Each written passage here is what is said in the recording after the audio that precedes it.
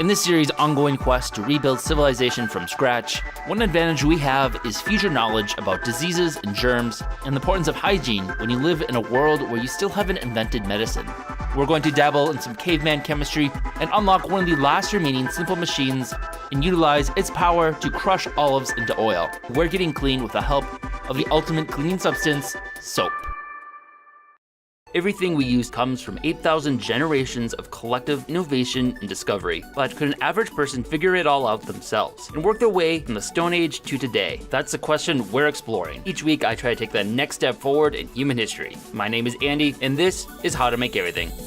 Be sure to subscribe and turn on notifications so you don't miss the next step in this journey. Thank you to Unbound for sponsoring today's video. If you are a publisher or a business, you know how important impactful landing pages are to your operation. And at HTME, we know that having the right tools makes all the difference. Whether you're promoting something new, building a mailing list, or offering a sale, being able to engage your audience quickly and get them to act is essential. Unbound is a leading landing page builder platform that helps you convert more visitors into leads, sales, and customers. You can build beautiful, high-converting landing pages with no coding required. Their easy drag and drop builder and a huge selection of pre-made templates helps you realize your vision in less time. And Unbounce uses artificial intelligence to optimize your landing page for greater conversion. Unbounce is the chosen platform for nearly 15,000 businesses, including Zola, Later, and Hootsuite. So click the link below or go to unbounce.com/HTME and use promo code HTME to get 20% off your first 3 months. That's unbounce.com, promo code HTME for 20% off, or click the link below. We previously covered soap making several years ago, but now, within our confines of our reset and rebuilding civilization, this is going to introduce some new challenges and tools we'll be limited to.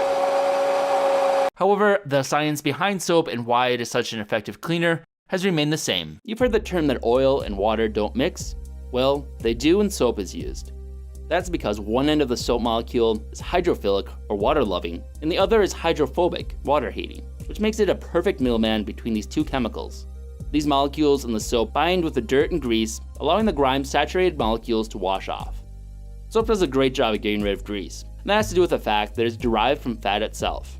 Soap is made when the fatty acids from animal fat or plant-based oils mix with an alkaline solution, forming a fatty acid salt. In this process, called saponification, the alkaline reacts with the fatty acids and they neutralize each other. The resulting chemicals are soap, water, and glycerin. First up, to make the soap, we need to do some basic chemistry. First, gathering the basic ingredients: limestone rock from along the Mississippi River, and the salt from a specific lake in Wyoming. The first step for our chemistry is to turn the limestone I collected, which is composed of calcium carbonate, into lime, or calcium oxide. For this, you need a big hot fire with the limestone added. Once hot enough, the calcium oxide thermally decomposes through a process called calcination, which liberates a molecule of carbon dioxide and leaves quicklime. Last night I threw some limestone into this fire, burned it down for quite a while, and that should have fired it into lime. So now I should be able to react this with water and dissolve it, and that should produce a compound called quicklime or slack lime. Mix this water, the lime turns into calcium hydroxide, which is not very soluble in water. So by straining the solid precipitate, remove any water-soluble impurities.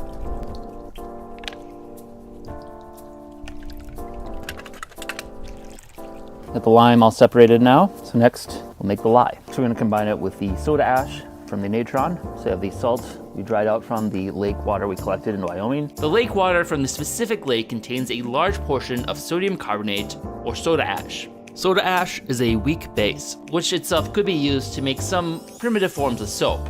But for a high-quality solid bar soap that we're used to today, we want to chemically react it with the lime and produce lye, which is much more caustic. So I'll just rehydrate it in some water, and then we'll add the lime, and we should get our lye.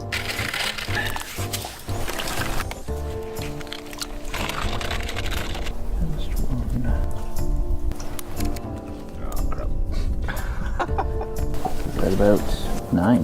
Yeah, we're already starting out pretty strong. All right, so now I add the lime to our saturated natron. And the result of this should be an exothermic reaction, so it should heat up as it reacts. It's getting warm. All right, so it should have reacted now to produce lye in the solution and calcium carbonate that settled out. So now we'll just strain it, and the solution should be just our lye. Still floaties. Then over a low heat, we evaporate off the water so we have a solid powder of lye to make our soap with. With the lye made now, the main other ingredient we need will be an oil or fat to react it with.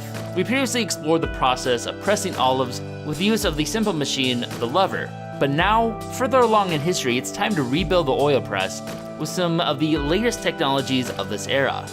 A new simple machine called the screw, as well as a new material to use, concrete. For some inspiration, we're looking at this oil press from Cyprus, made with a wooden screw held down with a wooden frame and a concrete foundation. Let's start by first making the wood frame. All right, so at this point, the sawmill I'm working on is a little underdeveloped, just a hand saw at this point. It's gonna be a bit of a long-term project. Let's see if I can fix the focus a little better, maybe cut. Oops. Now that we need to process some wood, I'm going to use our newly forged Viking Age axe that should help us hew up some lumber. Should be a little bit quicker than the saw. Once there's some water power, it'll be a lot faster, and or at least a lot easier. Set it and forget it. Instead of chopping a fresh tree, we're going to reuse some old lumber. I got some old railroad ties and provide some better wood than the random down trees we find that have been half rotten in the past.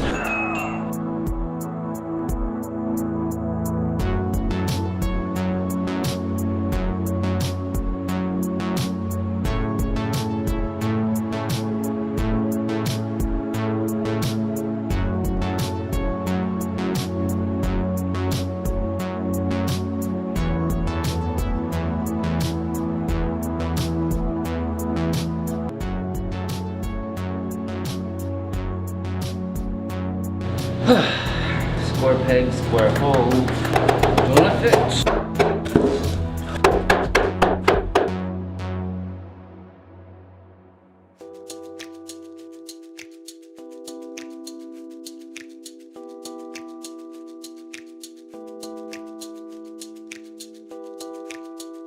While we work on the frame, Lauren got started on crushing the olives, using an also recently made tool, the mortar and pestle.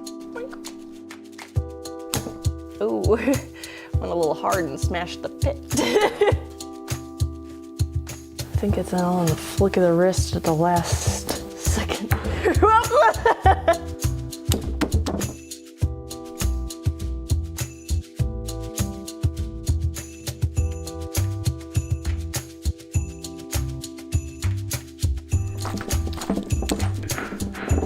Coming in.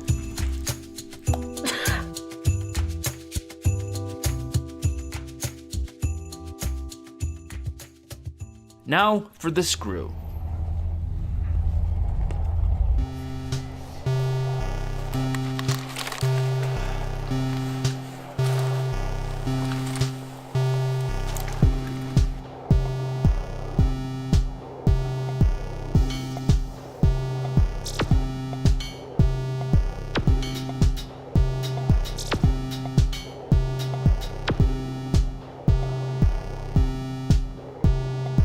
All right, so cut this fresh limb and rounded it off. Got it as even a diameter as I could. It's not perfect, got a little bit of bend to it, but overall it should be close enough. We're making very coarse thread on this. Later on, more sophisticated methods of carving very intricate and fine threads were developed, but at this point, they're mostly just hand carved. So that's basically what we're gonna do. I'm gonna measure out at very large intervals and make a spiral groove down the whole thing using just hand chisels and files to basically make a very large screw. And that'll go into the oil press and allow us to apply a fair amount of pressure to our olives.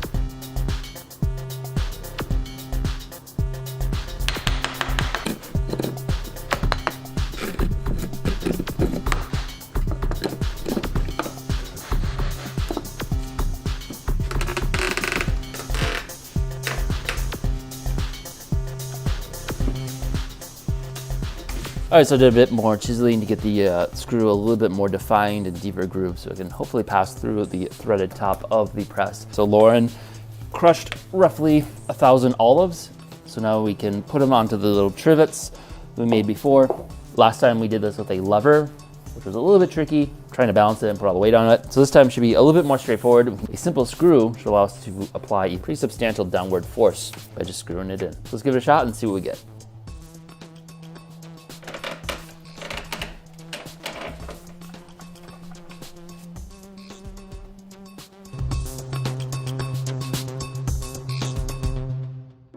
For some extra fragrance, we can harvest some lavender flowers. I got some in my nose.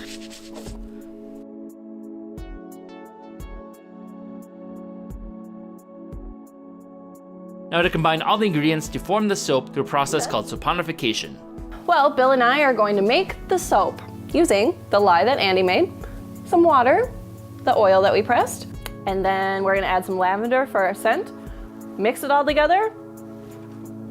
Thank you, Bill. All right, Bill, we got your close-up. So when you do mix the lye with water, it is caustic. So,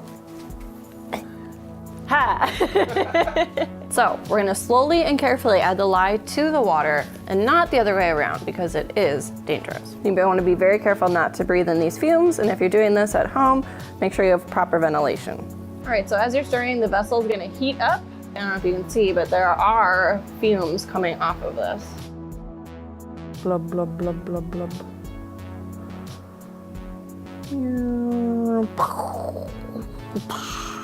All right, now take this guy, slowly and carefully stir him in. It is saponifying.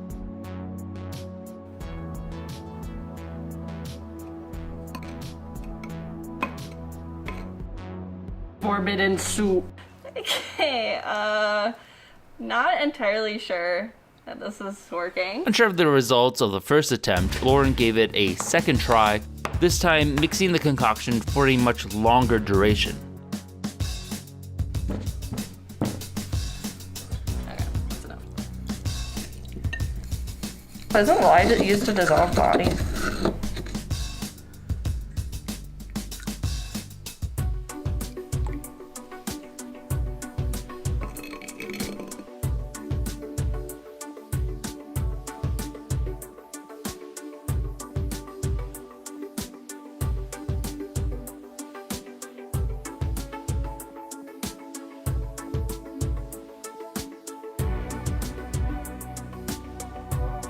Broccoli cheese soup on a cold day.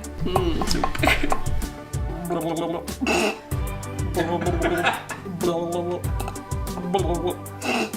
Come get your soup, Daniel.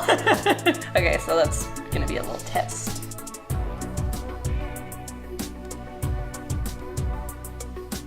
Pea soup. Gotta get all the goods.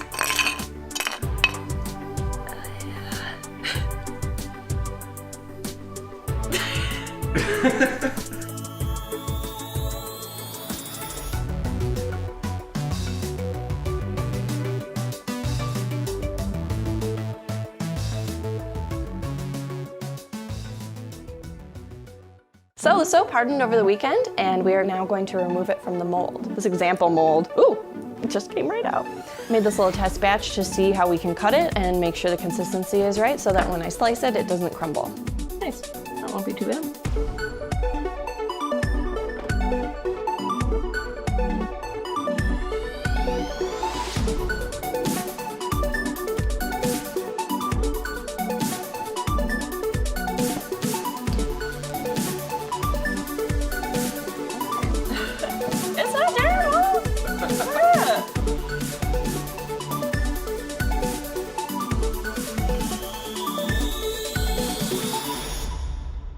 This one definitely turned out a lot better than our first couple attempts. Right, so I think the reason that this batch didn't really work out very well is because we did not mix it well enough. The first pours were definitely a lot more olive oily because it was at the top. And then as I continued to pour, the rest were just this sediment of lye, which is definitely caustic. But this one, we took our notes from this failed attempt and stirred it a lot. And this caused the soap to saponify, and that definitely helped and made a more uniform blend, as when we poured it in the mold, worked great. You know, ultimately we're gonna want it to be just neutral as it's a soap. So we're gonna test the pH of this water just to see that we have a fair starting point. All right, so that's good. Should be about a 7, which is neutral. I'm gonna take some of the soap, get it into here. Okay, science. Boink. Yeah, about the same. Neutral. Oh, I hate that. Okay. All right. So it's not great. I don't have high hopes for this, so I'm taking precautions. Okay, let's test this guy. Okay. I would not use this on my skin. Ta-da! I feel a bit more comfortable with this one. Much better. Some of the strip, it's a little splotchy, so it seems like some of the lye might have survived the saponification process, but I think it'd be safe to use it. All right, so we got the bacon grease, gonna apply a little bit to each quadrant, see what the most effective way of getting it out is. All right, try to wash the grease out with just water. Doesn't seem to be having much effect, but we didn't think it would, so. Okay, some of our cursed olive oil soap. Nice lather. Huh, rub some of this guy on here. Okay, yeah, seems like it's working, even though it doesn't suds store-bought. Definitely a different color, definitely more lather. Okay, let's see what they look like under the microscope. So we're gonna start with the one that we just rinsed off with the water.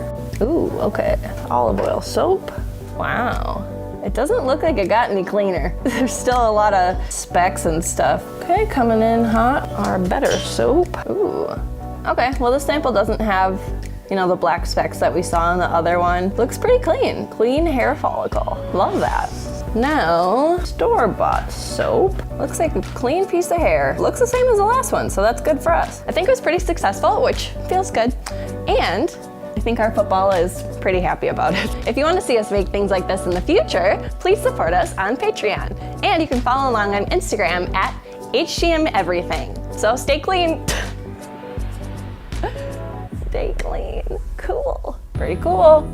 If you enjoyed this video, be sure to subscribe and check out other content we have covering a wide variety of topics. Also, if you've enjoyed these series, consider supporting us on Patreon. We are largely a fan-funded channel and depend on the support of our viewers in order to keep our series going. Thanks for watching.